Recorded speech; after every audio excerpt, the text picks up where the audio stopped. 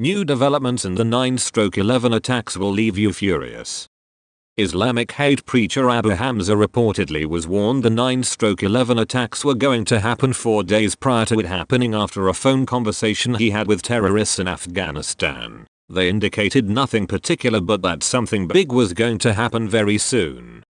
Hamza is currently incarcerated in a Supermax prison located in Colorado, and he admitted that he found the call to be an indication of an upcoming strike against the United States. It was recently revealed in US court papers. It was also reported that he alleges British spies were hacking his phone, and that is how they came to find out about this conversation, which raises questions over how much the British knew in advance and why they did not warn the United States of an impending attack. The Daily Mail reported. The court documents, seen by the Sunday Times, also reveal Hamza served as an agent for M15 and Special Branch using the code name Damsonberry. Nearly 3,000 people died after Al-Qaeda terrorists flew hijacked airplanes into the World Trade Center in New York and the Pentagon in September 2001. The allegations about Hamza's knowledge of the attacks come after a picture emerged of the hate preacher cutting a shrunken and pathetic figure without his infamous hooks. 2 years of solitary confinement has taken its toll on the hate preacher, who has launched an appeal claiming his prison conditions are a breach of his human rights. Despite only being 59, his hair and beard are now completely white and his sturdy frame has morphed into a scrawny shape. The former imam of North London's Finsbury Park Mosque has registered an appeal against his incarceration at a high-security Colorado prison ADX Florence. The convicted hate preacher, 59, claims his conditions at the prison are a breach of his human rights under Article 3 of the European Convention, which protects people from inhuman and degrading treatment. Since he was convicted of 11 charges in October 2015, he has been kept in solitary confinement, only being allowed out of his cell for an hour a day, the Sunday Times reports.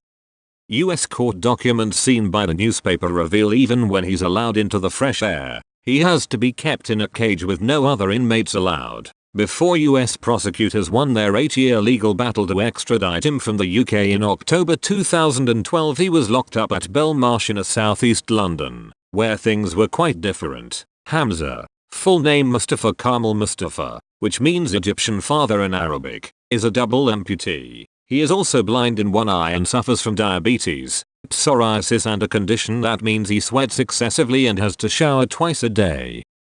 The 242-page appeal document argues that at Belmarsh, where fellow fundamentalists Anjem Choudary and Lee Rigby killers Michael Adbolajo and Michael Adeboale have also served time, he received daily visits from medical staff. He also got regular doctor visits and was allowed to mix with other inmates. But at the US Supermax, the document claims, the stumps in both arms are subject to regular outbreaks of infections, which have been increasing in severity.